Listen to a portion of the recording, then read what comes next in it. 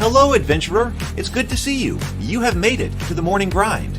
Welcome, welcome. It's the live stream at the beginning of the Geekverse, where we talk about all types of topics in geekdom, gaming, and fantasy, with an emphasis on being constructive and creating the things that we want to exist in the world. It's all on the grind, Sizemore. Can't be too fine, can't be too coarse. That's exactly right. There are a lot of adventures to be had today. Dungeons to explore and monsters to slay, and who knows what a random encounter might send our way. That's why we have to prepare, so settle in now for the morning grind with your favorite beverage in hand. Tea?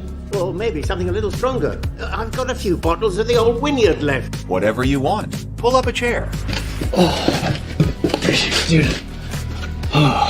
If you're feeling fancy, how about a cappuccino? Or a frappuccino? Or how about an espresso? Just tea, thank you. Sounds good to me, Gandalf. Whatever you want. I'm just glad you're here. Everyone is welcome. You can just watch if you want. You don't have to worship anything you don't want to worship. Thank you, Mike. But be forewarned. Sometimes we get really strange characters around here. Wait, what's that you say? Why can't you come and be a part of the stream? My wife would disown me. Oh no, I bet she'll be fine with it. Come on in. Am I scared for my safety? No. What are we supposed to do? Everybody do the secret handshake.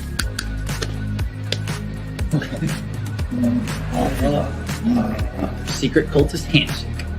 Oh, now do wizards who love each other. This, my friend, is a science. I still don't have gifts, but it's fine. It's all on the grind, son. Can't be too fine, can't be too coarse. Dude, this would be a sick place to bring the band. Indeed it would be, Dave. It really would.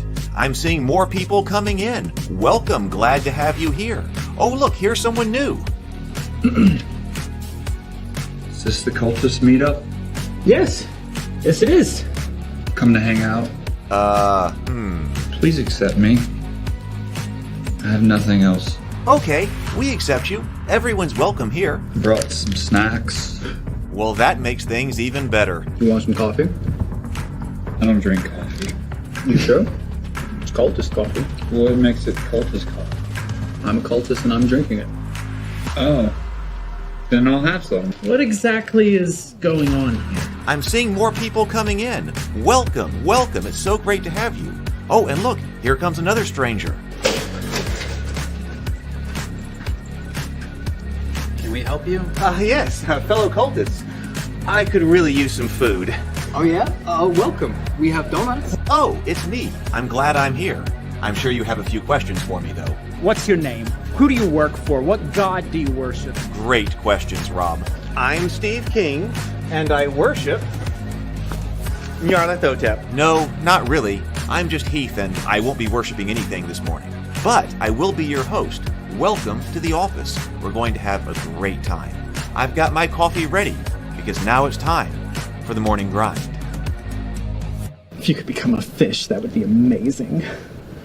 Then I could command you with my mental fish powers. Good morning, everyone. Welcome to the morning grind. It is so good to see you. I'm very glad to have you here. I am feeling kind of tired this morning. I was working kind of late into the evening yesterday, and then last night, you can probably still hear this raining, and there is thunder still going by. But I mean, there has been rain and thunder here. I feel like I have barely slept. And you may be, like I said, you may still be able to hear the rain. You may have thunder. Who knows? I'm glad I still have power. You know, I'm out here in the country, so power and internet is always a thing. Although I feel like we've had some pretty good luck having solid internet and power for the most part while running the morning grinds. But who knows? We got serious weather coming through here. So, hey, but I actually love like RPG playing during a storm. So this isn't RPG playing, but hey, it's good weather to be investigating an old school RPG. So I am very glad to have you here this morning. So let's see who we got. The old school RPG we're going to be looking at is called Cairn. And I have, unlike Knave, which I had been through before yesterday, I have not been through Cairn at all. So we're going to be looking at Cairn pretty fresh this morning. So I saw that someone had said that they had gotten it. I'll get to the comments here in a moment. But has anybody played this one? Does anybody know this one? If there's like a Discord server or something like that somebody's a part of,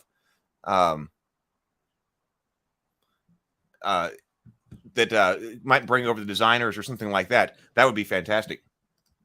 If somebody knows. So Mike here's here. Good morning, Mike. Mike, one of our channel members, says, good morning, fellow grinders. Zero the Blade, another channel member. Welcome, welcome, welcome. Brent, yep. Oh, Bobby Ellis. Okay, Bobby says, excited for this one. I bought this one a while back and read it and really enjoyed it. Okay, well, this is good. Where I meant to get my list here of old school RPGs. Got him. James Bacon, good morning. Another channel member. Welcome, welcome, welcome. Thank you. Zero Theory is here. Sable Phoenix is here. The gang has assembled, it looks like, Stargate Mind. Gene from Ink Splat Records. Good morning from the UK, although it's 3:30 p.m. here. Well, that's all right. Welcome. Glad to have you. Glad to have you. Good to see you on the grind, Gene. Sable Phoenix. What god do you worship? I mean, what state do you live in? We had the rain come here in Utah over the last week. I'm here in Alabama. I am here in Alabama. Good day, Draco.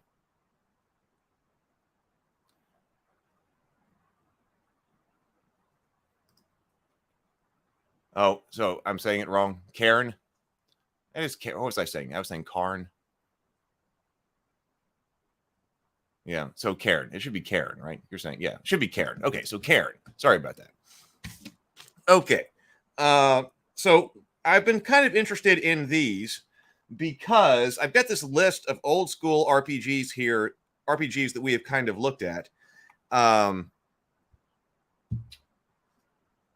And, you know, they're somewhat variations on the theme, right? I mean, they kind of have to be in order to be an old school RPG. They've all got very similar kinds of traits, and we're kind of doing a variation on a theme here. So we've looked at Shadow Dark. We looked at Knave. We've got Cairn here. We've looked at Five Torches Deep before. We've looked at White Hack and Black Hack. We're going to look at Deathbringer tomorrow, and we looked at the hardcore mode of 5e. Now, I don't really put Dungeon Crawl Classics on this list because that one seems much more different and built from kind of the ground up. But Dungeon Crawl Classics is kind of in that style as well. But I would say different from these 5e kind of variations. See, the rain is really coming in right now.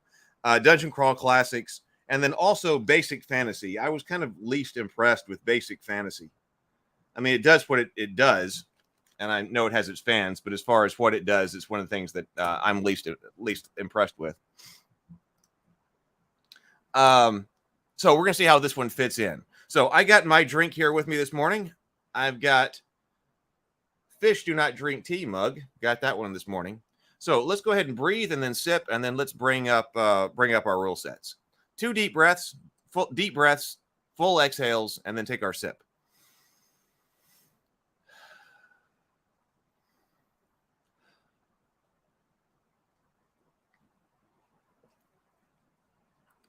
All right. All right, let's get to this. Now, what's the best way to get to this? I noticed that when I downloaded it, it comes with a PDF in booklet fashion. It comes with character sheet tokens, more tokens, and then a PDF. So where's our character sheet, though? Okay, so character sheet. Oh, character sheet, 2-page rules. So let's take a look at the character sheet. Unless I see...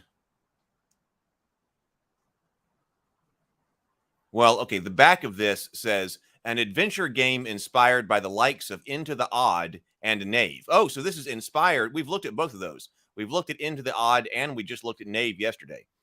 So this one is inspired by those two. Explore a mysterious woodland filled with all manners of creatures, fey and fell. Pillage ancient barrows, steal powerful spell books, and slay horrid beasts. So that is our blurb on the back. Let me share the screen for this character sheet so we can look at that first, because that seems like a good procedure that we've been working with when we're trying to figure out what an RPG is all about. Good morning, Micah. Good to see you. Welcome, Micah. Please do hit the thumbs up button. Brent says, I love the centering on breath and sip each morning. I think it's a good way to start the morning. Zero Theory says, basic fantasy is cool in that it's always free, but yeah, basic describes it. And it seems like initially I was like, oh, this is a small character sheet. But what it did that I don't personally like is that it returns to the idea or it leaves the idea of the unified action resolution system behind and kind of returns to the old school idea about there being a different way to do everything in the game. And if you're looking for that, then that's fine. It is replicating that. But I do prefer the games in this category or the games that are in the category that I just read out, because they seem to preserve a kind of unified action resolution technique that should keep you out of the rule book more. Oh, and I had a thought about rules and rulings yesterday. I'll have to think of it though. So here is our character sheet, which I really like. I like the half-page character sheets, and this one just has a cool look. So I guess this is room for our portrait over here and a name, gold pieces, silver pieces, copper pieces, strength. We got 2 boxes here. So probably what we're doing is a value and a modifier. Dex, will. Oh, so we have, okay, so strength, dex, and will. Now, so we are not using our classic 6 or 7, 6 statistics, which has been the case in, I think, all of these other ones that we have looked at. So I don't use the 6 when I'm creating one. It seems like old school games do, but this one just goes strength, dexterity, and will. We've got armor, HP, deprived, so some kind of condition right here. Gear list, a place to put what hand it is, or like whether it's 1 or 2-handed, I guess. And then a checkbox over here for fatigue. I think that's kind of a cool character sheet. And then, okay, look, we do have a rules summary right here. So let's go ahead and do the rules summary. So I guess this is, I guess if you print this front and back, you got your character sheet and also a rules summary. I like that.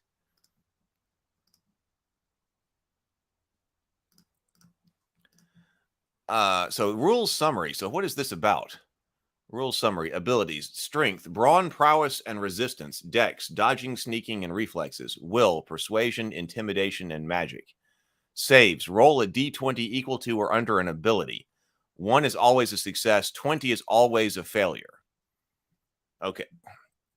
So this is a roll under system. So this one is different than the other old school kind of stuff that we've been looking at. From a mechanical, a 5e old school stuff we've been looking at mechanically. So this is roll under your ability. I don't have a problem with that. GURPS is roll under. I played a lot of that.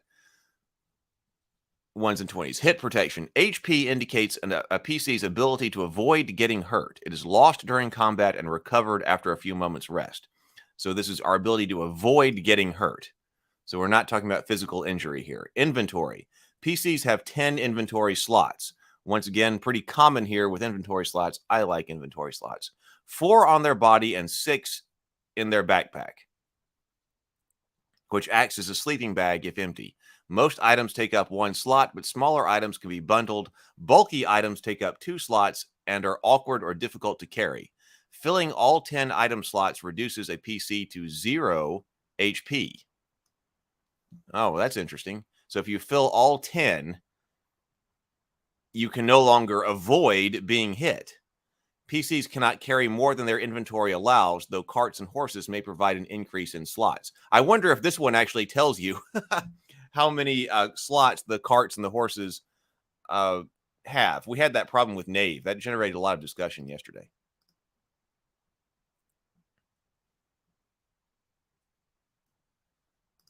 Micah's been working on an RPG, the Farid system, but I'm surprised there are 2 definite physical stats and 1 mental for Cairn. More unusual. More often drops to 2 physical, 2 mental, or 1 of each. Great role-playing Debbie sends a super chat in. Thank you so much for the super chat, Debbie. I really appreciate it.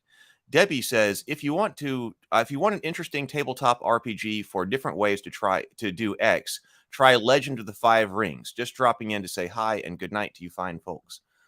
That is a good point. That one is not on the list. Where is my? I've got this really janky list of that needs to be rewritten of topics of new games. When I started this whole series on the Morning Grind, I had no idea that there would be so many different RPGs to be talking about all the time. So Legend of the Five Rings, because I don't know anything about it. Legend of the Five Rings, though, should be on the list, and now it is. Thank you, Debbie. Okay, deprivation. Deprived PCs cannot recover HP. If deprived for more than a day, they add a fatigue to inventory. Fatigue occupies one slot and lasts until they can recover in safety. This effect is cumulative. Oh, so here is our fatigue over here. So if that slot is taken up by fatigue, then you put your check in it, I guess.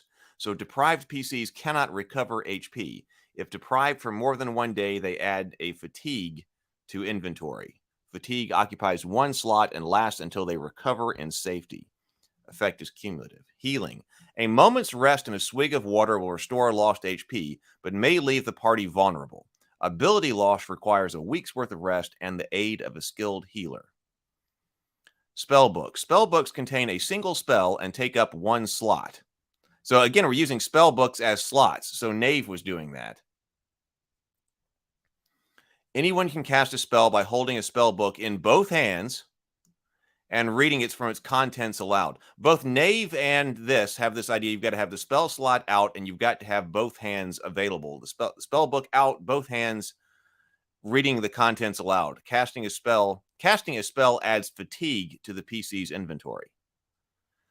Now, I wonder if there's some other way that you could do that, because, I mean, I'm sure there is some other way that you can do that, but I wonder why they've both gone this way, because I was thinking about the way that the spells are typically written in, like Dungeons and Dragons, when you have verbal, somatic, and material.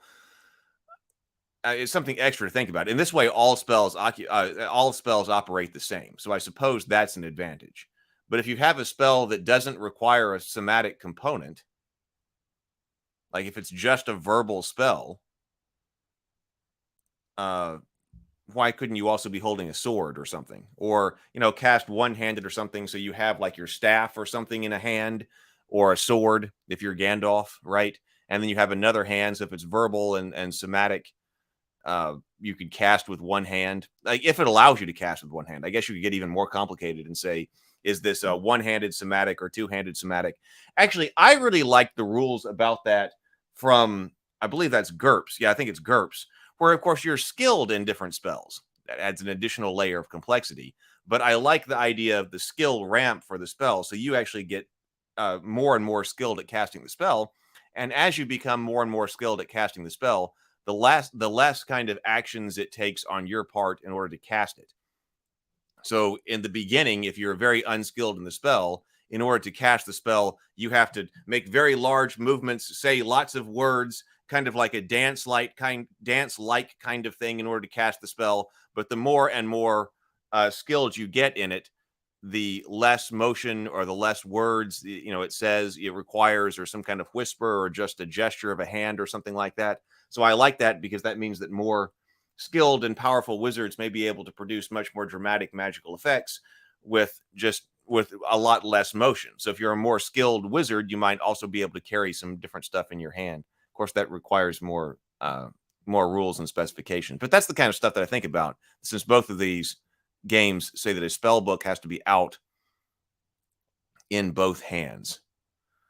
Okay, but then casting a spell adds fatigue to the PC's inventory.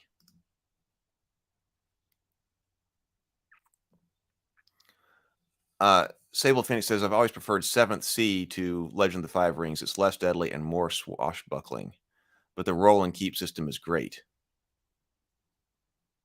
Well, this has been a new list that I've started over here. There is another list that's someplace else that's the greater list, but I was actually just creating this list because I've got new stuff that's come in. So this is the new list.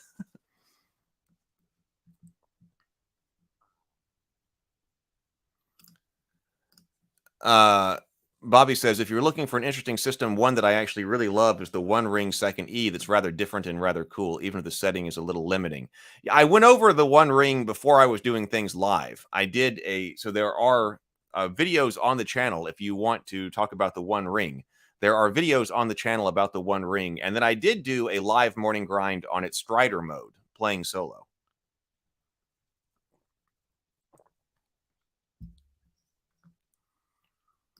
I have every one of the source books for 7th C first edition. I looked at 2nd edition briefly and immediately wrote it off. So maybe go back to the original. Debbie says, Thirsty Sword lesbians, award-winning, and Monster Hearts are also considered to be good. Great for LGBT representation as well. I have heard about Thirsty Sword lesbians, but I don't know anything about it. But the morning grind might be a good time to take a look at it sometime. And I think it's an Evil Hat book. Bobby says, got to play a session of Lord of the Five Rings, or Legend of the Five Rings, and it was interesting, but there was so much lore involved, I had trouble getting into it.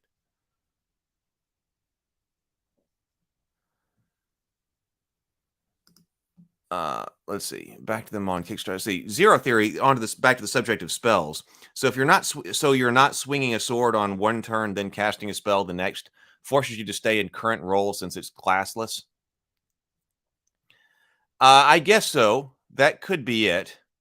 Now, that could be it. Now, I was wondering how you adjudicate, like, they're actually spell books. Now, it says they could be stones, or they could be, you can change them up to be something else.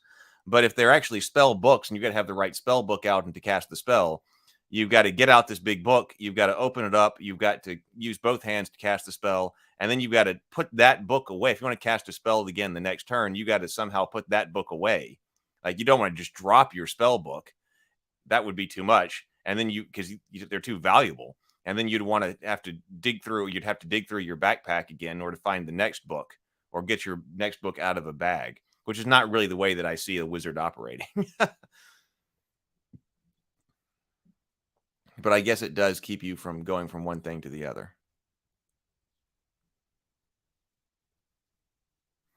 Debbie says, I like the idea of a level 1 guy doing a shamanistic ritual and some high archpriest just goes finger twitch and there goes reality.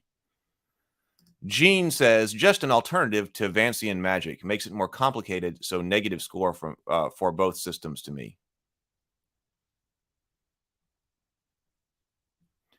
Micah says, that makes sense, Heath. Sable Phoenix. Matt Colville has a video on Legend of the Five Rings. He was big into it during its heyday. It was one of those RPGs that was really big on the meta plot. Well, we'll definitely check that out. On the list. Okay, so given time and safety, PCs can enhance a spell without additional cost. If they are deprived or in danger, a will save may be required to avoid terrible consequences. Actions. On their turn, a character may move up to 40 feet. So here we have the 40 feet again, rather than 30. That was from Knave as well. And take up to 1 action. Actions may include casting a spell, tracking, making a second move, or other reasonable activities. Actions, attacks, and movements take place simultaneously. When turn order is uncertain, the PC should make a dex save to see if they go before their enemies. Attacks, actions, and movements take place simultaneously. Retreating from a dangerous situation always requires a successful dex save as well as a safe destination to run to.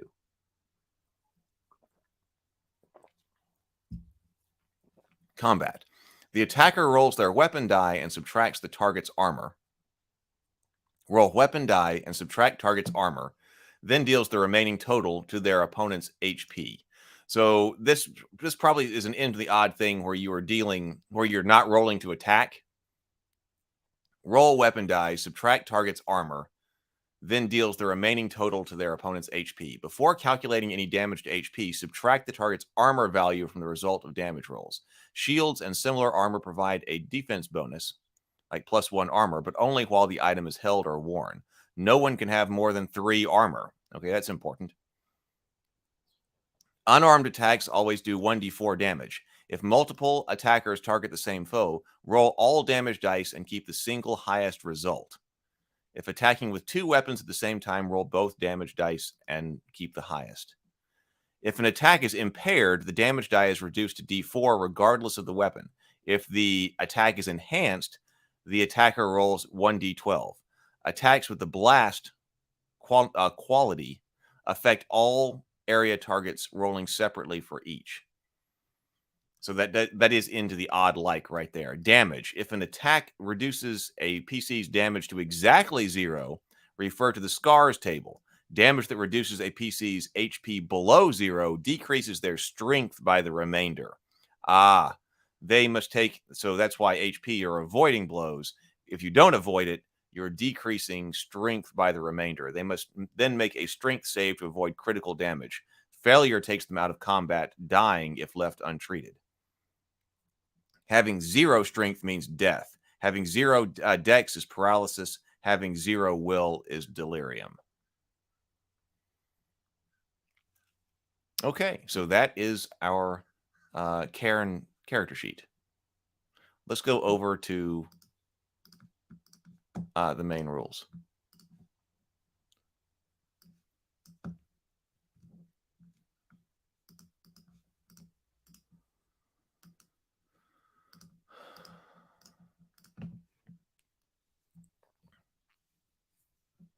See you later, Debbie.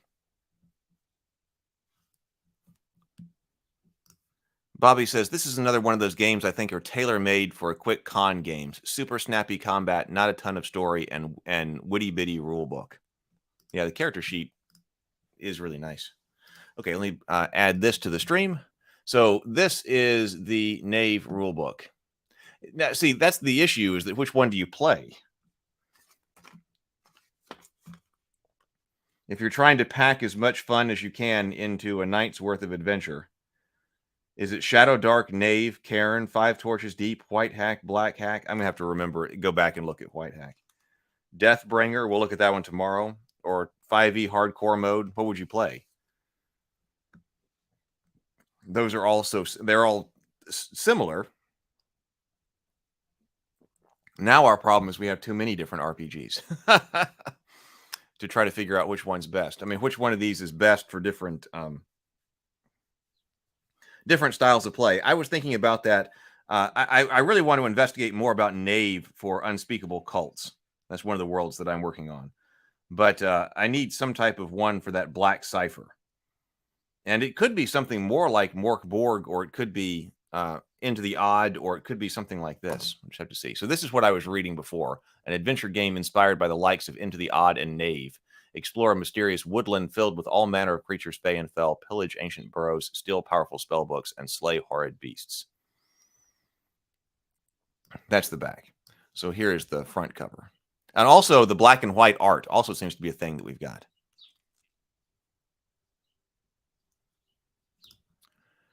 Micah says, 0 strength. Death is odd, but can work, considering it has similar penalties for the others ending up at 0 as well. Bobby says, I think it comes down to which one is easiest to teach. Oh, I hadn't thought about it from that perspective. I wonder which one of these is easiest to teach. Well, I guess it depends on what the players know. Okay, so here we go. I saw here, and I saw my name in here, but it says featuring public domain art by W. Heath Robinson. Okay, I did not have anything to do with this. But says this text is licensed under the CCC by SA4. So if you want to use this, we are under a Creative Commons license.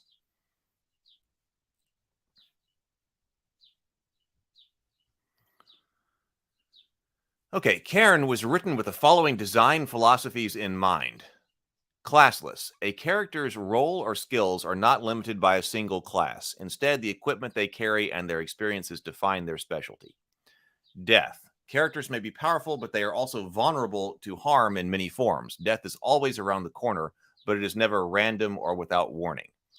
Fiction first. Dice do not always reflect an obstacle's difficulty or its outcome. Instead, success and failure are arbitrated by the warden in dialogue with the players, based on in-world elements. Growth. Characters are changed through in-world advancement, gaining new skills and abilities by surviving dangerous events and overcoming obstacles. Neutrality. The warden's role is to portray the rules, situations, NPCs, and narrative clearly while acting as a neutral arbiter. I think that was part of the thought that I had yesterday that, okay, if you're a lot of the old school stuff, you're supposed to be applying rules. The game master is not supposed to be trying to basically help the players out of a situation. They're supposed to be experiencing the consequences of what they do. Which to me, like, so if that's going to be the case, to me, that means that the game should run algorithmically to a large degree. Now, not always, because that's why we've got this person adjudicating things. But if you're going to be applying the rules, and letting the dice fall where they may, then it seems like you would have a lot of rules. Well, not necessarily a lot of rules, but you would have rules that cover a whole bunch of circumstances for that game master to apply. Now, it can be a universal resolution mechanic, right? In fact, that would be a great way to cover a lot of circumstances with a few rules. So if you're trying to apply these things to the characters and have them experience the consequences of their actions, rules, not rulings, the reverse of what we typically see. The rules, not rulings, would be, I think, the kind of thing that you would want to be doing. You want the rule to be there and for the warden, in this case, to apply that rule. But on the other hand, it seems like a characteristic of old school games is reliance on the game master to be able to make rulings on the fly. So those two things kind of, to me, stand a little bit in opposition to each other.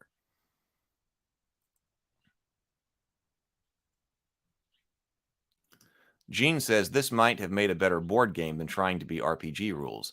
Well, when we're talking about that subject of rules and rulings and things like that and applying rules, I think about something like Gloomhaven, which we've still got to play. But Gloomhaven and Frosthaven, they're definitely mechanistic in applying what happens. And then, what happens, right? So I tend to play a lot more board games with people, it seems like, because people like the algorithmic nature of it, the people I'm playing with. Like Zombicide or something like Gloomhaven, they'll play those that they won't play if there is the arbitrary nature of the game master involved. Some people, the people who a lot of people I tend to be around. So I don't mind having more of the algorithm inside the RPG. Player choice. Players should always understand the reasons behind the choices they've made, and information about potential risks should be provided freely and frequently. Principles. The warden and the players each have guidelines that help foster a specific play experience developed by critical thinking, exploration, and emergent narrative. Shared objectives. Players trust one another to engage with the shared setting, character goals, and party challenges. Therefore, the party is typically working together towards a common goal as a team. So, principles for the warden. Okay, so how you're supposed to be running this game. This probably does tell us something about how this game is supposed to feel. Provide useful information about the game world as the characters explore it. Players do not need to roll dice to learn about their circumstances, so there's no knowledge or looking, rules. What is this? Well, I can't think of the word I'm looking for, but okay. Be helpful and direct with your answers to their questions. Respond honestly, describe consistently, and always let them know they can keep asking questions. Difficulty. Difficult to, we've talked about asking questions before. Default to context and realism rather than numbers and mechanics. If one of the players wants to do something sincerely impossible, no roll will allow them to do it. Is what the player describes and how they leverage the situation sensible? Let it happen. Saves cover a great deal of uncertain situations and are often all that is necessary for risky actions. The game world produces real risk and pain of death for the player characters. Telegraph serious danger to players when present. The more dangerous, the more obvious. Put traps in plain sight and let the players take the time to figure out a solution. Give players opportunities to solve problems and interact with the world. Choice. Give players a solid choice to force outcomes when the situation lulls. Use binary, so A or B responses when their intentions are vague. Work together using this conversational method to keep the game going. Ensure the player characters' actions leave their mark on the game world. Preparation. The game world is organic, malleable, and random. It intuits and makes sharp turns. Use random tables and generators to develop situations, not stories or plots. Oh, that's interesting. So I wonder if we're going to have more of these in this book. Use random tables and generators to develop situations, not stories or plots. NPCs remember what the PCs say and do and how they affect the world. NPCs don't want to die. Infuse their own self-interest and will to live into every personality. Narrative focus. Emergent experience of play is what matters, not math or character abilities. Give the players weapon trainers and personal quests to facilitate improvement and specialization. Pay attention to the needs and wants of the players, then put realistic opportunities in their path. A dagger to your throat will kill you, regardless of your expensive armor and impressive training. A treasure is specific to the environment from which it's recovered. The treasure is supposed to tell a story, it says. Treasure is highly valuable, almost always bulky, and rarely useful beyond its worth and prestige. Relics are not treasure, though they are useful and interesting. Use treasure as a lure to exotic locations under the protection of intimidating foe. Die of fate. Occasionally you'll want an element of randomness, the weather, unique character, knowledge, etc. In these situations, roll a d6. A roll of 4 or more generally favors the player. A roll of 3 or under tends to mean bad luck for the PCs. So another 50-50 kind of a roll. They had that, I think that was in Shadow Dark. But that's also an old school kind of thing. We used to do 50-50 rolls a lot. Oh, okay, my God. Principles for the players. So what are the players supposed to be doing?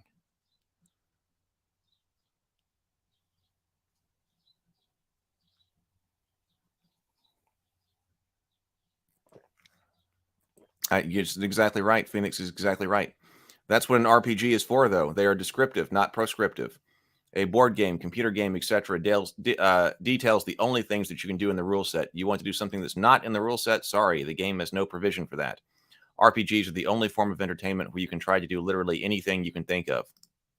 The reason they require the GM is for the person to extrapolate from the existing descriptive rules and create an ad hoc rule set on the fly that makes sense for the game system. I'd say that's exactly right. I'd say that is exactly right.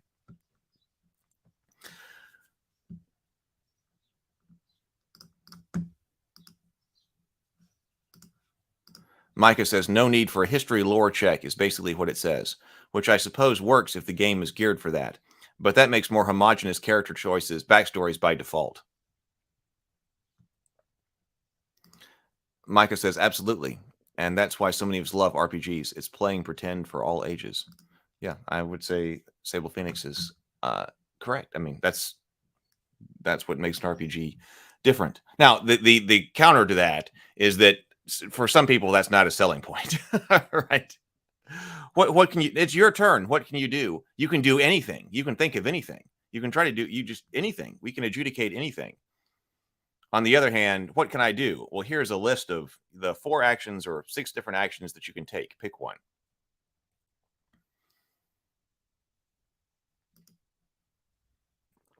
So principles for players, agency. Attributes and related saves do not define your character. They are tools. Don't ask what your character would do. Ask what you would do too. Not separating as much you from your character. Be creative with your intention, items, and connections. Teamwork. Seek consensus from the other players before barreling forward.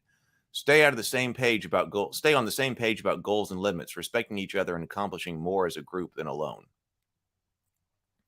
Asking questions and listening to detail is more useful than any stats, item, or skills that you have. Take the warden's description without suspicion, but don't shy away from seeking more information. There is no single correct way forward. Talking. Treat NPCs as if they were real people and rely on your curiosity to safely gain information and solve problems. You'll find that many people are interested and will want to talk about things, though, before getting violent. Caution. Fighting is a choice and rarely a wise one. Consider whether violence is the best way to achieve your goals. Try to stack the odds in your favor and retreat when things seem unfavorable.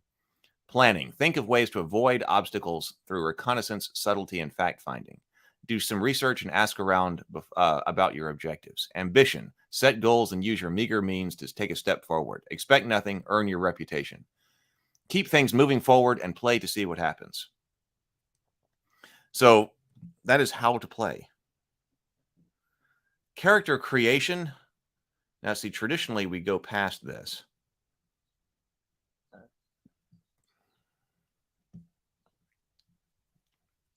Well, it looks like a lot of tables. So let's just take a look at what the tables are then. Traditionally, we go back to character creation after learning how to play. But let's just take a look at this because it looks short. So character creation, name, background, and traits. First, choose or roll your PC's name and background from the respective tables on page 5. So I guess this goes along with a bunch of randomness. That the randomness is supposed to be there. So in the world and also on your character sheet. And of course, we did have a lot of space in Nave taken up with traits as well. So that's something that's carried over here. A PC's background informs their potential knowledge and skills. Next, roll the rest of your character traits, appearance, speech, mannerisms, beliefs, reputation, etc. on the character trait tables on page 6. Finally, roll for their age, 2d20 plus 10. Player characters have just three attributes: strength, dexterity, and will. Now, but the losing those, we've also seen that in other games. Now, I don't know if it was Into the Odd, but was it Cypher? There are some games, it may have also been like the Alien RPG. I can't remember. Now we've looked at so many. But degrading your abilities, I've seen before. Somebody in the chat probably knows. When creating a PC, the player should roll 3d6 for each of these attributes in order. They may swap 2 of the results. So this is a roll under system. I was kind of expecting that. So we're generating the stats on a bell curve.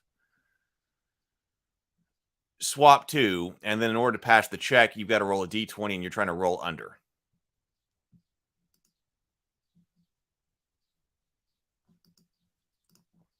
Micah says, no need for history and lore check is basically what it says, which I suppose works if the game is geared for that, but that makes more homogenous character backstories by default. Oh, I think we said that. Bobby says, I had a new player leave because they couldn't get into the idea of living in a story like that. So yeah, definitely not a selling point for all, but such is what makes life more interesting. Micah says, not a selling point for them just means society is beating down their sense of imagination just for the sake of it, unfortunately. A sense of wonder and imagination culled by the grind, by the retrace. Well, not necessarily. I don't think that's necessarily true.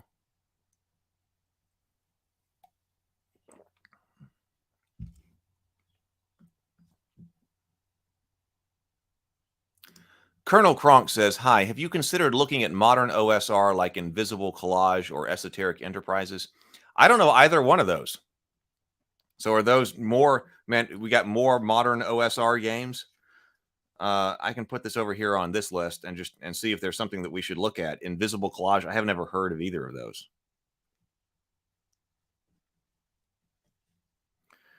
We now live in a world where it seems like there are more systems than there are time to play RPGs.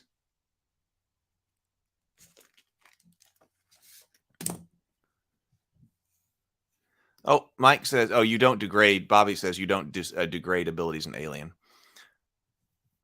Mike, see you later, Mike. Oh, I should, if you are here and you're not part of the Ravenkeep Discord server,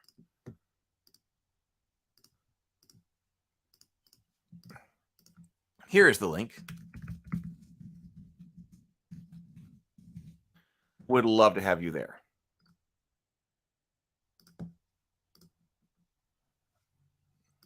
Let's see. Okay, so hit protection.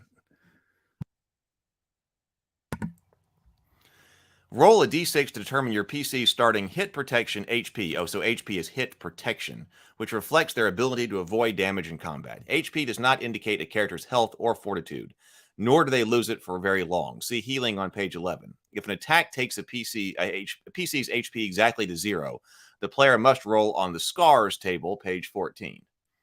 Inventory. Characters have a total of 10. This is talking about hitting 0 or going below. That was also left a bit nebulous, I thought, in Knave. Wasn't that the case? That at 0, you went unconscious, but you died at -1. But there was a little bit of... it didn't say that if you hit exactly 0, that you would continue to die. And it didn't say there was some kind of save or something like that. But I guess if you do hit exactly 0, then something happens. So I guess this is maybe this was inspired by that and trying to make that more explicit since it wasn't explicit in Knave.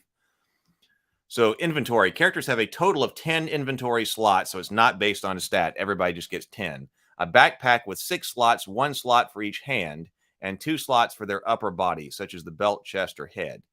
The backpack can also double as an emergency sleeping bag, but only if emptied of its contents. Most items take up 1 slot, and small items can be bundled together. Slots are abstract and can be rearranged per the warden's discretion. Bulky items take up 2 slots and are typically two-handed or awkward to carry. Anyone carrying a full inventory, filling up 10 slots, is reduced to 0 HP. A PC cannot carry more items than their inventory allows. Carts, which must be pulled by both hands, horses or mules, increase inventory. Hirelings can also be paid to carry equipment. Now, we do actually have a slot system. I'm going to get some more drink here in just a second. But we do have, I noticed, some slots, some other something to look at as far as the slots in your gear, because it comes with tokens to represent your gear. So slots gear. All PCs begin with 3 days of rations. 3 days of rations take up 1 slot here. And by the way, I had, in my character creator, had said that the rations in Knave had taken up 2 days worth of rations to 1 slot because you were running out of slots fast. The torch, though, 1 slot. And 3d6 gold pieces. Roll once on each of the starting gear tables on page 7 to determine your PC's armor, weapon, tools, and equipment, if indicated. So you're randomly determining your weapons too. In Knave, you got to choose. I said, what's the least amount that you can choose to be satisfied with your character?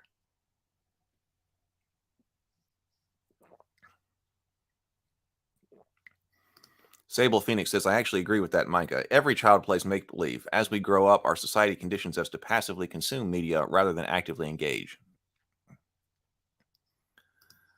Micah says, it might not always be, but the people who I see it don't get into games at all, let alone RPGs specifically, tend to be extremely focused on monetary and object-based proof of success.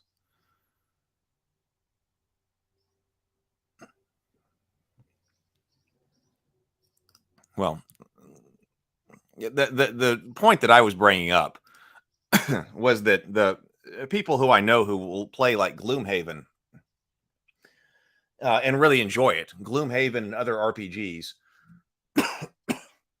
Gloomhaven, other board games like Zombicide and go all the way through that, is because they don't want if they want to know that they can solve the game, they want to be able to get all the way through the game. They don't want the game master to be arbitrary, like there to be a game master element where that might be arbitrarily fudging dice in their favor. They like to be sure they're playing the rules exactly right to be able to defeat the game as the rules say. So they don't want the game master to kind of give them an easier time. They don't want the game master also to be able to arbitrarily bump something up or add additional monsters. They want to know, this is the situation. This is what we got to defeat. So that's what they like about it. Now, what they give up is their ability to do anything, right? But that doesn't bother them because these are the things that are specified by the game that you can do. So Zero Theory says, here 3 days of food is 1 slot. Yesterday's 1 day of food with 1 slot with 1 less slot, I believe.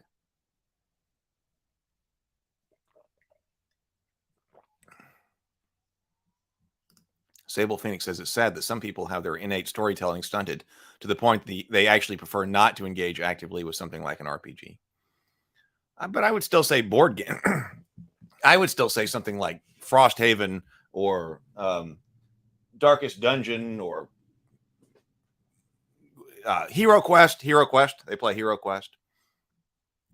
I would still say those are things that you're actively engaging with.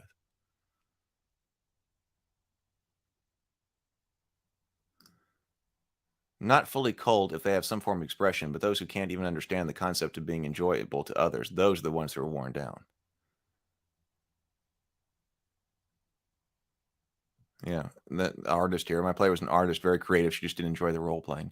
Good morning, Tomocrat.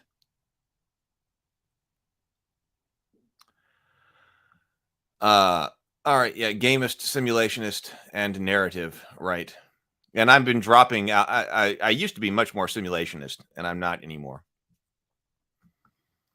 I'm working on the narrative versus gamist kind of thing.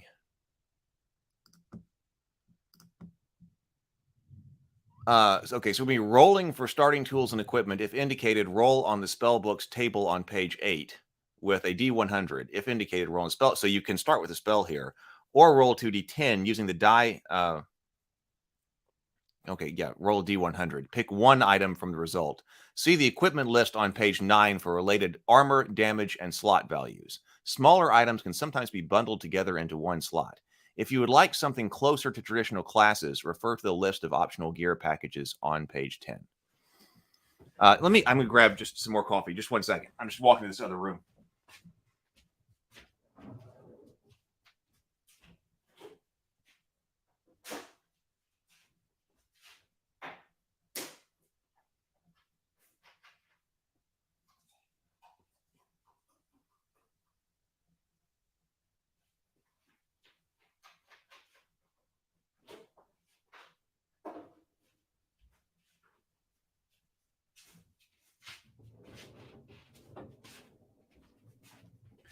I would also say that, one of the reasons that I personally have been bigger on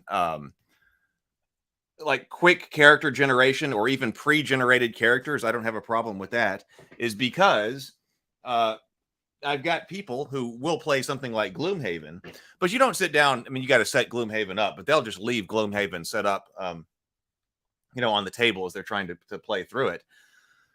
You don't sit down for several hours and try to make a character in Gloomhaven, right? There are a lot of games that like that, or Zombicide or something like that. Here's which one do you want to play? Here you go. Oh, I'll take this one. Okay, and you're done, and you're sitting down and playing. So I tend to kind of adopt that philosophy. Now, in the past, like you can spend, I don't mind spending like 3 hours creating a GURPS character. That can be fun. And sometimes it is fun for its own sake, but there are a lot of people who do not want to spend that time to try to create that character. So randomly determined characters or characters that you can just hand out at the table, to me, that increases the number of people who will play, right? I suppose there are some people who just would not play unless they carefully crafted their entire character and would not play otherwise. But even people who would like that might play this way. But yeah, you're expanding your player base, I think, if you can sit down at the table and say, all right, more like a board game style, in the sense that, hey, it's time to play the game. Let's open this game up and let's get playing within 15 minutes rather than a long, like an entire session 0 thing where you effectively don't play, right? You're just creating characters. So name and background. So we've got female names, male names, surnames. My Knave character generator does not have a way to randomly generate a name. So that can sometimes be a hang up for people. What do you want your name to be? There should probably be a random name generator in there. So you can enter it if you wanted to, but also randomly generate male name or female name. Surnames, backgrounds, character traits, skin, hair, face, speech. Let's see, clothing, virtue. So both Knave and this spend quite a bit of time, or their page count, generating all of that. Starting gear, okay, very much like Knave here. Nun, Brigandine, chainmail. Can't we just say mail? Plate on 20, though. It does allow you to potentially start off in plate. So that's 20. Here, very similar. None, no helmet or shield. Helmet, shield, helmet, and shield on a 20. So now here you are rolling for weapons. 1 to 5 is dagger, cudgel, or staff. So you could come up with some weird combinations. Like technically you could be where I guess you spent all your money on the plate if you're wearing plate and a cudgel and no helmet or shield. Sword, mace, axe, 6 to 14. Longbow, crossbow, or sling on 15 to 19. Halberd, warhammer, or battle axe on 20. I see. Probably to me, people would probably be able to pretty quickly choose a weapon than they even would their name.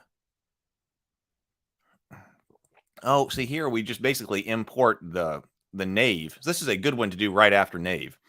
Expeditionary gear. This looks very similar to the things that were in Knave. Tools and trinkets. Again, my question is, how much does this really come up? And wouldn't it be better, I think, just to come up with, I think I should come up with like 3 different expeditionary or dungeon delving backpacks. So they're got a little bit of variation in them. And then roll for, the roll for one of those 3 and take it. Because like you could come up with some pretty weird stuff. Okay, I've got an air bladder, but you could also be missing stuff. Like a fire kit is probably something that everybody should have, like basic gear. And then what I would do is I'd say, as long as you've got your basic like survival or adventuring gear, which are like, your cutting instrument, some cordage, which may be different from an entire 50-foot coil of rope, but some kind of cordage. You've got your basic fire starting gear, just call that your basic survival gear or basic adventuring gear. And as long as you have that, maybe all of that's taking up 1 slot.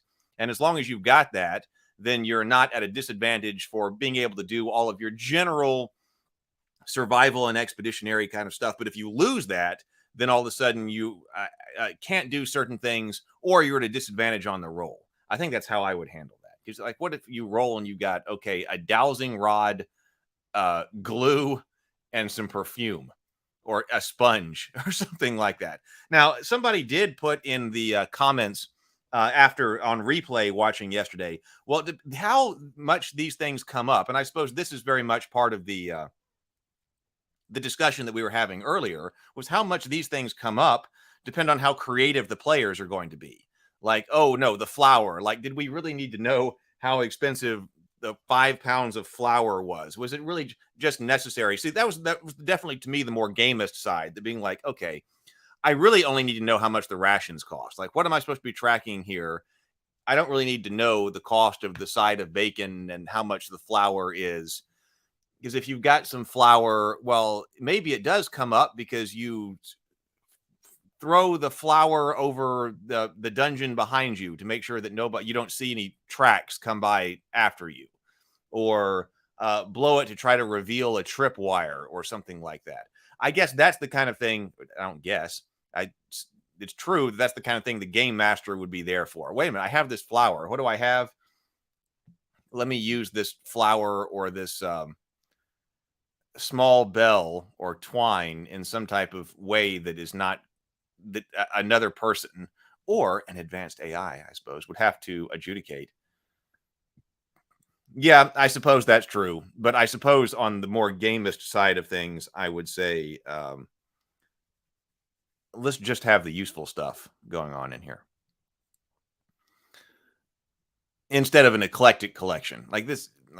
Instead of an eclectic collection, bonus item, roll on table indicated. I get a bonus item, tool or trinket, expeditionary gear, extra expeditionary gear, armor or weapon, or 18 to 20 a spell book. Nave said you don't start with a spell book, although it did say, and I didn't incorporate that into the character generation, as an optional rule, that if you agreed to start with no armor, then you could start with a spell book and a spell. But on the other hand, you might just roll and not get armor anyway. So that might have to be adjusted. Like maybe if you choose to start with armor, there is no way to not. Maybe this should be Brigandine. Like if you're using a system like that, maybe you could agree to start with no armor. Otherwise, you will get something. But if you do that, you get a spell book or something like that if you're trying to play more a wizardly-like character. So here are our spell books, D100, spell descriptions, pages 16 to 18.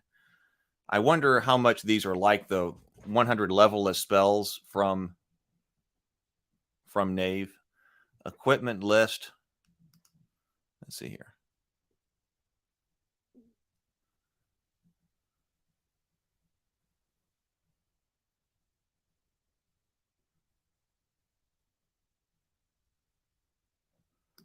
Now that I've turned the chat into this, I'm off to a photograph a softball game in 45-degree weather. Oh, well, have fun with that. Right. I didn't mean RPGs alone. I meant people who didn't get the point of games. Like I met people who have an empty apartment, just save up the money, don't read, etc. They work, date, little else. Sable Phoenix says, yeah, character creation is where the descriptive versus prescriptive part comes in. Zero Theory says, I can handle a completely randomly rolled up character, but set an already named pre-gen in front of me, and it's harder for me to relate to it. Zero Theory says, I want to be part of the creation process, even if it's all random.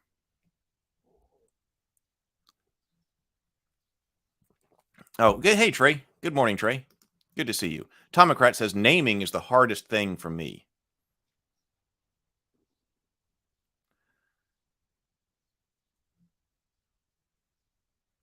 Gene says, these charts are more like a solo RPG setup. People I play with would not want the buying gear part of character creation removed. But you can use dust on the floor.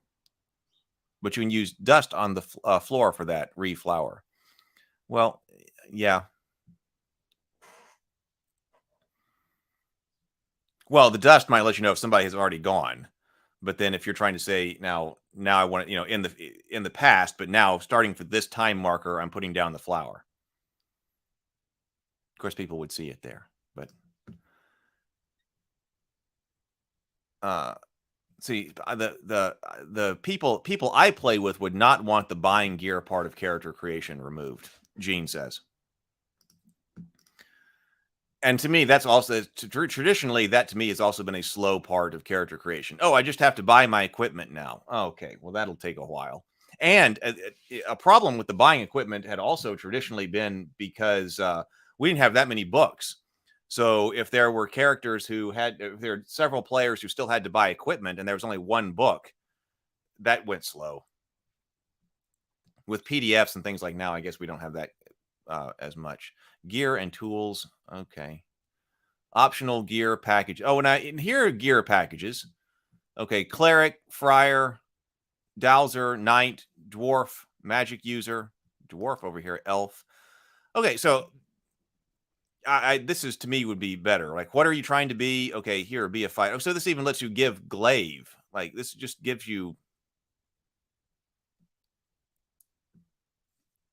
Yeah, okay, so I'm more in favor of this. Okay, Magic User, Fizzled Staff, Spell Book, Random Spell, Spell Book, Random Spell, Ragged Clothing, Hidden Pockets, Lay Cap ×2, see Relics. So, okay, so that I thought that was something that was missing from Knave. So we do have that here. Rules. Each ability of the 3 abilities are used in different circumstances. Strength, Dex, Willpower. Okay, we saw that in the quick rules. A save is used to avoid bad outcomes from risky choices and circumstances. A PC rolls a D20 for the appropriate ability score. If they roll equal to or under that ability score, they pass. Otherwise, they fail. A 1 is always a success, and a 20 is always a failure. B encounters a group of heavily armed goblins standing guard before a tunnel entrance. Her player carefully plots a course, recognizing her 13 dex makes sneaking past the guards the best option. She rolls a D20, and the results of 10 a success. Rest for a few minutes and having a drink of water restores lost HP, but leaves the party exposed. Ability loss, which we saw, is what leads you to death or paralysis, can usually be restored within a week's rest, facilitated by a healer or other appropriate source of expertise. So the HP stuff comes back very easily, but they're countering that by a much more difficult way to get. It's much more difficult to get ability loss back. Some of these services are free, while magical or more expedient means of recovery may come at a cost. A PC deprived of a crucial need such as food and rest are unable to recover HP or ability scores. Anyone deprived for more than a day adds fatigue to their inventory, 1 for each day. Each fatigue occupies 1 slot and lasts until the PC can recuperate safely for a full night, after which they recover all occupied slots. PCs can also gain fatigue by casting spells or through events in the fiction. So before calculating the damage to HP, subtract the target's armor value from the result. Shields and similar items provide a defensive bonus, and but only while worn. No one can have more than 3 armor.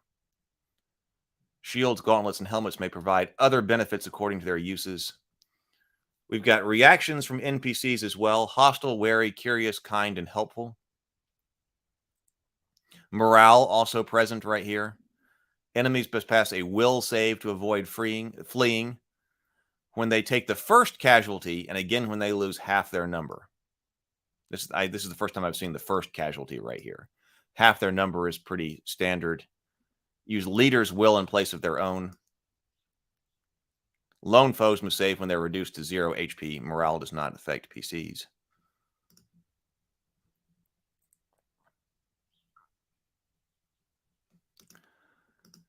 Sable Phoenix says, why the heck do they have chain being more protective than Brigandine? It should be the other way around, unless they're saying the chain always represents a long sleeve halberd, coif, and leggings. Well, that's what I was going to say. It just doesn't say.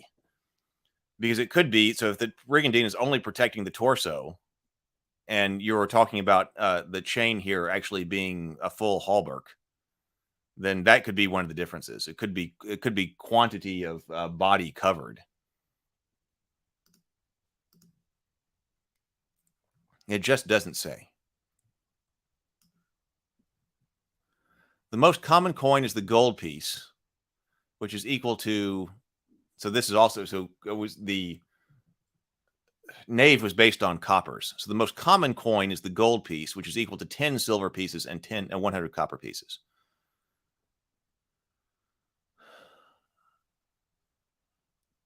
A PC can hire hirelings to aid them in their expedition. To create a hireling, roll 3d6 for each ability score and give them 1d6 HP and a simple weapon d6, and then roll in the character creation tables to further flesh them out. Hirelings cost between 1 and 3 gold pieces per day, or a share of whatever treasure the party obtains.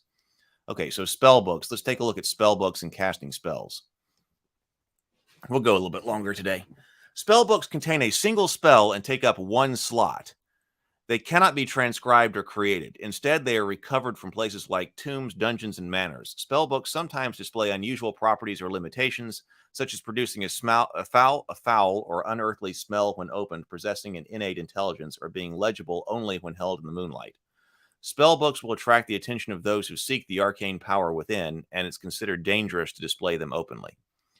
Scrolls are similar to spellbooks, however, scrolls do not take up an inventory slot. They do not cause fatigue, and they disappear after 1 use. So anyone can cast a spell by holding a spell book in both hands, emphasizing both hands again, and then reading its contents out loud. They must add a fatigue to inventory occupying 1 slot. It's not specifically saying you have to drop things, but I mean, I guess you do. Given time and safety, PCs can enhance a spell's impact, affecting multiple targets without any additional cost. If a PC is deprived or in danger, the warden may require the PC to make a will save to avoid any ill effects from casting the spell. Consequences of failure are on par with the intended effect and may result in added fatigue, the destruction of the spellbook, injury, or even death.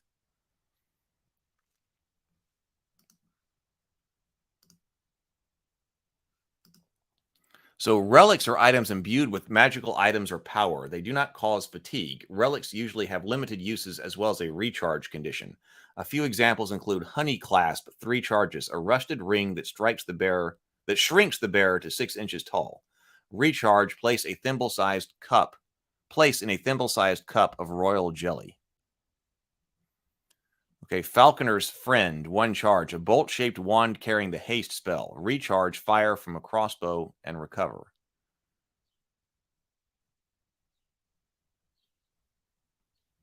Fire it from a crossbow and recover it. Staff of Silence, Lay Cap, we saw that one on the wizard stuff. 1 use. Anyone ingesting this green-flecked mushroom loses a fatigue, but is then required to make a will save to avoid its addictive properties. A fail leaves the PC deprived and unable to focus until they can eat another lay cap, providing only a brief reprieve from the addiction. Oh, I was like, what's the benefit? You lose a fatigue. So I guess that means that you recover a fatigue. I was thinking that means that you actually had to take fatigue away. I would say, like, that's probably supposed to be like recovers a fatigue or unchecks 1 fatigue box or something like that. I bet that's what it's got to be. Oh, combat. Okay, rounds are roughly 10 seconds. You can move up to 40 feet and then attack, cast a spell, or move.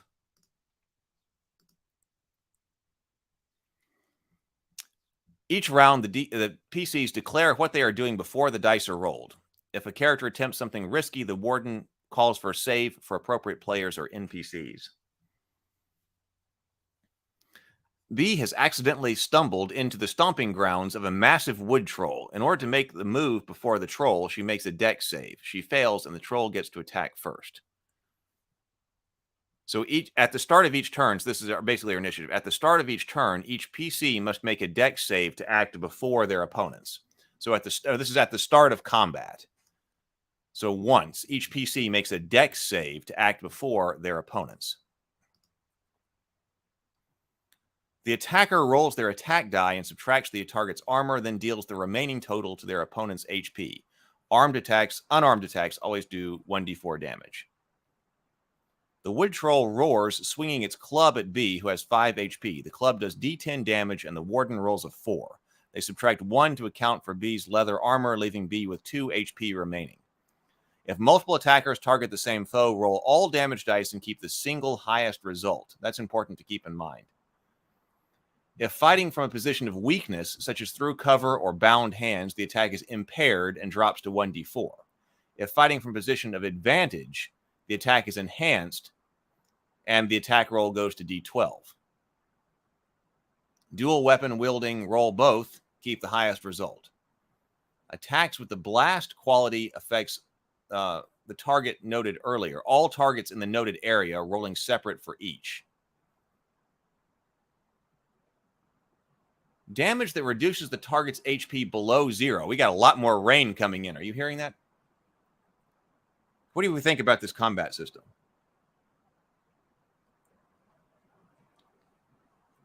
Clearly into the odd inspired. How many rolls do you need in order to adjudicate some kind of combat? I suppose you're not always losing 1 because of your armor. If you're unarmored, I guess you can always expect to lose 1 HP. But HP is your ability to avoid damage.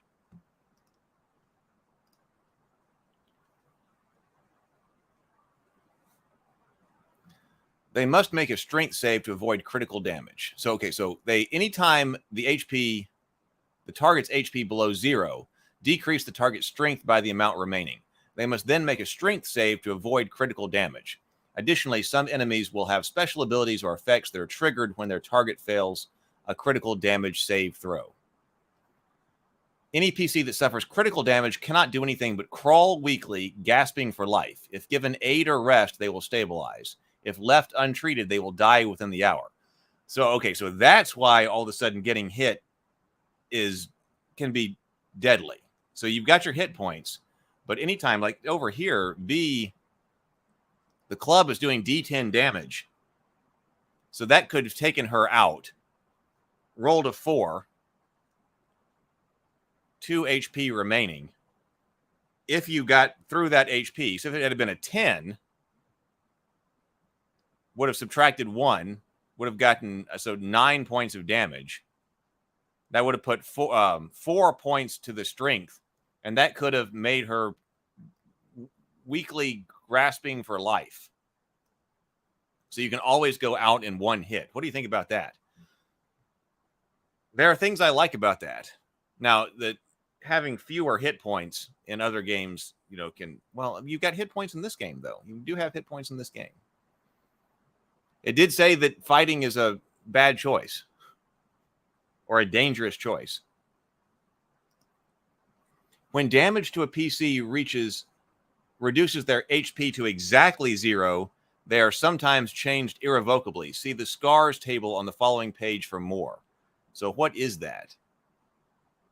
When an attack reduces a PC's HP to exactly 0, they're uniquely impacted. Look at the result on the table below based on the total damage taken. Lasting scar. Rattling blow. Disoriented and shaken. You are sent flying and land on your face, winded. You're deprived until you rest for a few hours. Broken limb, diseased. Hamstrung. You can barely move until you get serious help or rest.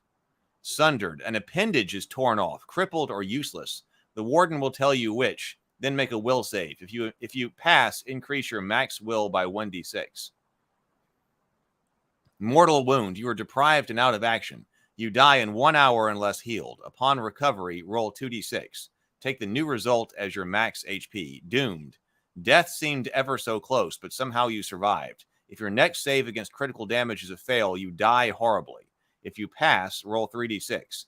If the total is higher than your max HP, take the new result. So this is brutal there.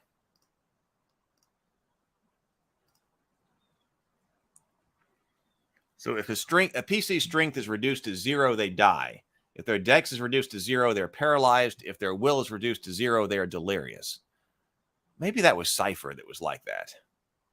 Complete DX and will loss renders the character unable to act until they are restored through extended rest or by extraordinary means. Unconsciousness and death. When a character dies, the player is free to create a new character or take control of a hireling. They immediately join the party in order to reduce downtime. Large groups of similar combatants fighting together are treated as a single detachment. When a detachment takes critical damage, it is routed or significantly weakened. When it reaches 0, it's destroyed. Retreat. Running away from a dire situation always requires a successful dex save, as well as a safe destination to run to. So here we have a small bestiary, root goblin, hooded man, cobblehounds, wood troll, frost elf, boggart. Creating monsters. Use the following template to model more sophisticated monsters or PCs. General principles are that ability scores 3 is deficient, 6 is weak, 10 is average, 14 is noteworthy, and 18 is legendary. Adjust accordingly. So we're not doing the same stats for, same across the board stats. So we don't have that many stats anyway. So like Hooded Man has 12 HP, 9 strength, 12 dex, 14 will.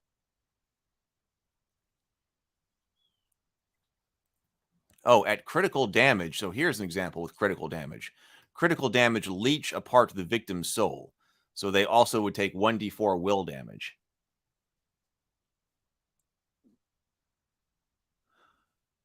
Give average creatures 3 HP, give hardy ones 6 HP, and serious threats 10 plus HP. Use flavor and style to help them stand out. Players will remember a pig-faced humanoid looking for his missing sheep more easily than a generic goblin archer.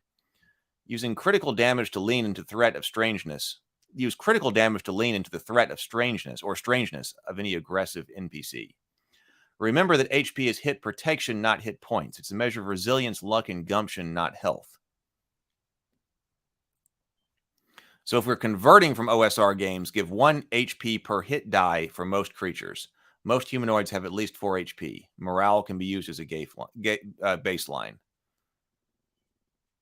Is it good at avoiding a hit? Give it HP. Does it soak up damage? Give it armor. Is it strong? Give it a high dex. Is it nimble? Give it a high, if it's strong, give it a high strength. Nimble, high dex. Charismatic, give it a high will.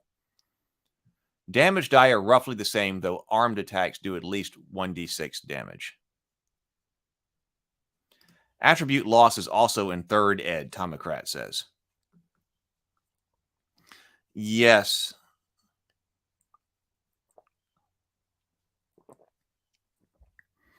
I was thinking about something other than a Dungeons and Dragons one. It may have been Cypher. So here are all of our spells.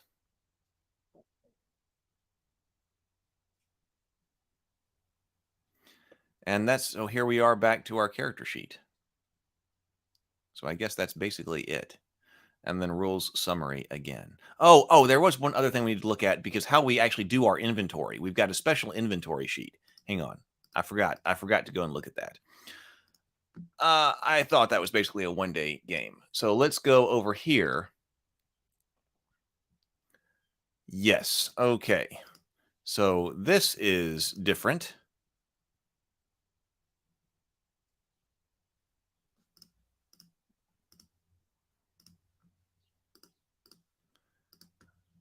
The Cairn inventory sheet. So take a look at this. So here we're actually graphically representing our inventory. So we've got 4 hands, 4 on the body slots, hands, body right here, backpack. We got 6 slots in the backpack for a total of 10. Like, so you can't carry that much stuff. These games are very serious about inventory management. We do have space for strength, dex, will, HP, and armor right here. Notes, gold right here. But then take a look at this. So we've got some. I wish it said what it was underneath it. I mean, some of these things are obvious, but I didn't know what I was looking at in some cases. But so like the rope, I guess that's a vial of some kind of powder right there. That might be a sleeping bag. Chain, caltrops, your fishing pole, your hammer. And so these are all designed to be printed out. A hat, boots. I guess this is your rations. Torch. Spell book. A tent. Backpack, bow. So like you can see the crossbow, that's made much larger. So is this hammer. So that's graphically representing how many slots it's taking up. These are the weapons too here. Spear, look at the size of that. And then also, well, here's swords, maces, dagger. The dagger, that still takes up a lot of space. And here's the, well, here, I guess this is our, well, is that supposed to be the brigandine? So I guess this kind of tells us here, Sable Phoenix. So we do have the full looking, like Milanese plate here. Half plate. So when they're talking about mail, they're talking about they don't demonstrate the leggings here. They don't have mail chausses on, but we are talking about a complete thing. But look down here. When we're talking about the brigandine, there, if that's supposed to be the brigandine, they're actually representing that with lamellar over mail. So maybe there's some confusion there. But helmets here, the shield. So what do you think about this way of doing inventory? I think it would. If I were going to do it this way, I think I would want something to be a bit more durable than paper. Like I would want these to actually be printed out on thick cardboard. And you could probably do that through Gamecraft or something like that. I'm not sure if now at least they're large enough that they're not going to be fiddly when you're trying to like pick them up and things like that. Because I wouldn't want them to be like little tiny tokens or something like that. If you're going to do this, they need to be larger so that you can actually pick them up with hands and not be fiddling with it. But at the same time, man, our inventory, like I'm questioning the size of some of these things. I love inventory slots. I'm for inventory slots for inventory and encumbrance management. But man, they are really like if you're like that's what the hands look like, right? So if you've got like a spear, where's a spear? That spear does not look like it fits in two hands. That looks like it takes up 4 slots. So I don't know about that.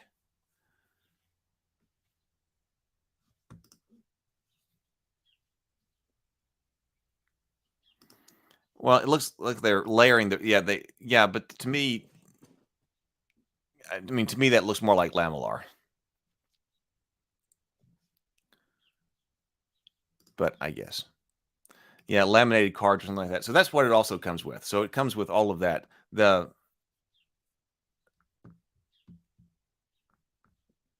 Which I think is this kind of an alternate way? I guess our strength, dexterity, will. I kind of like the look of the other one. I wish we had the same kinds of. There's probably enough room. Could have been. Did this game talk about leveling up? Did this game have any mechanism for leveling up? I guess it didn't. I didn't remember one.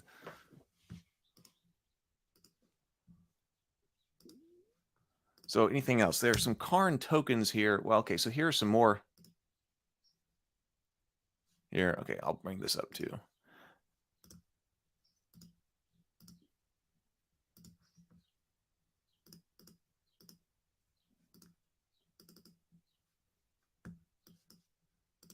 These may be about the same, but here it says more Cairn. Did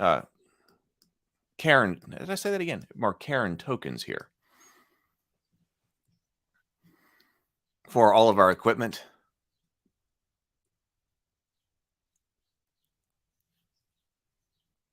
See, like that. Why would you be carrying like these inventory slots are so precious? So like these had better be some like seriously magic boots that do something really great for you in order to justify using that large a tile for your boots. Maybe that's the deprived. Like put the deprived on your character sheet if you were deprived. Oh, that's probably, oh, there on the other one, there was a box. I was wondering what that other box that wasn't labeled was. I bet it was for deprived. So it just seems like we might need to rethink. I actually don't mind the graphical representation of the character sheet. In fact, it kind of reminds me of things like Zombicide, and I like that. I like the character dashboard kind of thing, and I like cards anyway. So cards to show what's in your backpack and things like that. I actually like something like that, and I would be perfectly fine with using something like that for an RPG. I've kind of thought about it in passing, but haven't really thought to develop it. But you could also use, these counters like this or something like that on your character sheet to indicate a whole bunch of different things. I'm potentially fine with that. I wouldn't want it to be done. I think this needs to be rethought with like, what is this? This some type of like necklace or something? Like some of these things that we shouldn't be worrying about. I think I would have to revise this, I think, but I'm potentially okay with it. But I can tell in this game, you're gonna be really short on inventory too. Sable Phoenix says, I think I'm going for a simplified game like this. I like Knave better than this.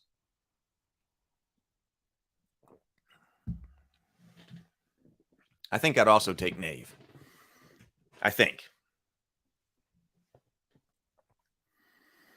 I just picked Knave when I was working on my character generator for a fast game. It could have been done with this, but I picked up Knave first. So there were some things I still wanted to modify about Knave. I mean, we could bring over the character sheet kind of thing to Knave. The kind of thing. Now, the issue there is like, do you want to deal with something like a Diablo thing? What the nice thing about the abstract thing about the slots and just counting them is that you don't have to worry about like a Diablo-esque mini game where you're trying to move around all of your items to rearrange them and shuffle them because there may be a more efficient way to put them. Do you really want the player to be doing that? I probably don't. Yeah, James says, physically managing an inventory is a pretty neat idea, but I'm dubious of this specific implementation. So it seems like, because I think I would want to avoid, like I said, the inventory thing. I would just like the inventory movement. Like if you're just looking at a backpack that says it can carry 10 slots worth of items or whatever, there should just be a number of slots on that item. And so you could represent a backpack in that case with like a envelope. Backpack, envelope, 10 slots. And then there's a slot number on each card. And if you can't have more than 10 inside there. You could do something like that too. I've thought about something like that.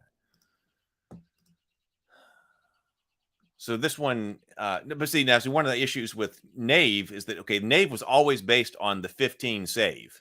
Now, see, that was one of the things that Shadow Dark was doing with like 8, 12. We didn't have different varieties of difficulty numbers in Knave. And we don't. So because in this game, you're always rolling against, I didn't see anything about advantage and disadvantage. We did have that when we were talking about weapon damage, that you could either be in an advantageous position or a disadvantageous position when you're attacking. In that case, you just roll a different kind of die. It looks like the game master's never having to adjudicate the difficulty of some type of action or save because you're always rolling off of your ability. So that's the advantage of that. The game master always just refers it to the character's character sheet and their ability, and they roll based off that. Knave gets around the game master having to make a call on what difficulty value something is because it's just always 15. So that's another way to do that. You've got bonuses on your character sheet, but the player always knows if the check is called for, they're rolling against a 15. It's more complicated if the game master has to make an adjudication about a difficulty every time.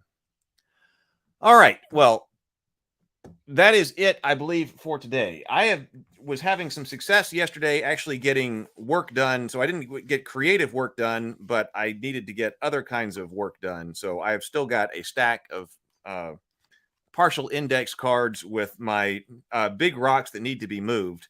So I'm going to sit here. Might need to take a nap because of last night, but I'm going to sit here and I'm going to continue to do work, try to get as much stuff done so I can return to creative activity tomorrow. So I do hope that everybody has a fantastic day, that is a productive day, and that's also you get creative stuff done as well.